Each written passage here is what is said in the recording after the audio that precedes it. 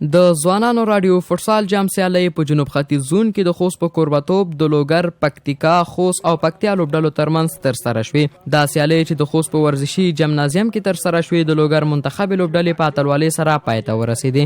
شکار خواهند کرد و گل پکتیکا لومړنی ځل ده چې له کلونو راهیسې موږ په لومړي ځل باندې خوست ولایت د فوټسال لوبو ته راغلي یو او دغه د تاسو په برکت باندې موږ دلته راغلي یو، ځکه پکتیکا له یو لرې پرتو سیمو څخه د تر اوسه پورې دومره چانس موږ ته نه ده راکول سوی. هغه د موږ لوبغاړي ورزشکاران دومره ناهیلي وو چې بیخي له حده زیات ناهیلي وو په خاطر د دې باندې چې مثال هغو ته د مخکې تک چانس نه وو په هیڅ صورت باندې. نو نور ولایتو کې لوبې نه وې کړي، نور ولایتونه یې نه وو لیدلي.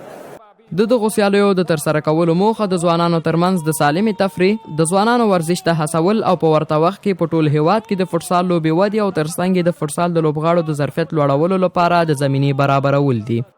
زموږ یوازینی هدف همدا دی چې دغه ځوانانو ته د پرمختګ زمینه مساعده کړو، ترڅنګ د سالمې تفریح زمینه مساعده شي او کم پټ استعدادونه چې د افغانستان په سراسر کې دي، یعنې په ټوله هیواد کې دي، هغه را برسېره کړو او د افغانستان محترم فوټبال فدراسیون او د فوټسال کمیټې ته ور وپېژنو. د دې سیالیو په لومړۍ لوبه کې د خوست منتخب لوبډله او پکتیکا ولایت منتخب لوبډلې یو له بل سره مخ شوې چې د پکتیکا ځوانانو په زړه پورې لوبې وروسته د خوست منتخب لوبډلې ته 3-2 په وړاندې ماتې ورکړه.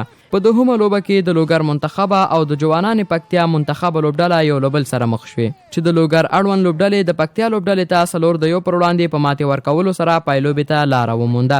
د یادو سیالیو پایلوبه د لوګر منتخب او پکتیکا منتخب لوبډلې ترمنځ ترسره شوه چې د پکتیا د لوګر ملمه لوبډلې و د 0 په وړاندې د پکتیکا لوبډلې ته په لوی توپیر ماتې ورکړه او د جنوب ختیځ زون اتلولي وګټله.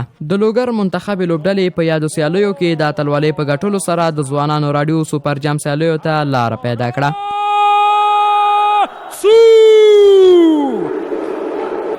ډېر په زړه پورې دغه کار داسې که نه اولین وار د فوټسال لوبې دي ټول د زون په کچه، نو خبره ډېر خوشحاله یو، د خوشحالۍ احساس کوو، ډېره مننه ترې کوو او نور هم غوښتنه دا ده چې دغه نه نور ورزشو ته هم باید هغه شی فکر وکړي. کیفیت بازی‌ها بالا بود، سطح بازی‌ها خیلی بالا بود.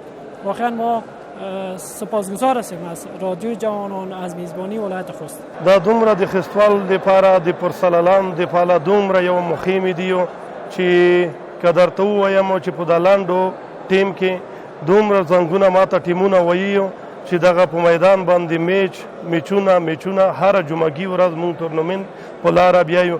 موږ لپاره ډېرې مهمې ځکه چې دا اول ځل ده چې په خوست کې دا رقم ته سیالۍ ترسره کېږي. مخکې په خوست کې فوټسال بیخي و نه رواج و نه و که نه، دا اول ځل ده چې په خوست کې دومره غټه سیالي هم د فوټسال په خوست ولایت کې ترسره کېږي. موږ ډېر خوشحال یو. ما که بازی کردیم یک بازی خیلی خوب کردیم، چون که اولین بار بود در ولایت خوست آمدیم، بازی کردیم، تیمای خوست رو دیدیم، پکتیا رو دیدیم، پکتیکا رو دیدیم، همراه مگیشون بازی کردیم. ماشاءالله خیلی تیمای خوب بودن، خصوصا تیم لوگر ماشاءالله. الحمدلله بازی‌های خوب بود، احساس خوشی داریم که این گونه مسابقات را اندازی میشه به خاطر تشویق جوانان و این گونه مسابقات باعث پیشرفت فوتسال در تمام کشور، در تمام ولایات افغانستان میشه و ما از این گونه مسابقات خیلی خوشحال هستیم. په پام کې ده چې راتلونکو څو ورځو کې په پلازمینه کابل کې د هیواد اتو زونونو اتلو لوبډلو ترمنځ د ځوانانو راډیو سوپر جام سیالۍ پیل شي. این تیم در زون جنوب شرق افغانستان با شایستگی هرچه بیشتر و